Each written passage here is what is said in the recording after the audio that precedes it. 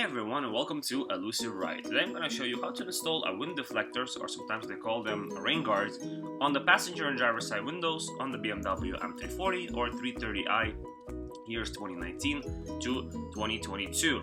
So here I'm just showing you that you're going to need some alcohol and any type of like a wipe or a rag just to wipe down the area, how I'm showing you here where you're going to be placing these deflectors on. These things are great because it allows you to pop up in the window just a little bit, right, during the rainy day, and no rain's going to come in and you gotta get some fresh air in. So that's perfect. I love these things and I love how, you know, the car looks with them on. And also this design is great because it goes inside of the window as opposed to just sticking on the outside, which, you know, sometimes they fly off and stuff. These are amazing because they look pretty much like they're supposed to be there, right?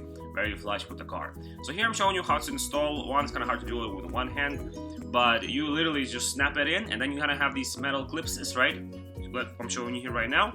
They have to go in pretty much in between this wind deflector that's going to be facing the outside of the door frame, right? So like more towards the outside, and this like a metal clip or a separator or whatever you call it has to go pretty much in between the wind deflector and the door frame that's on the inside, right?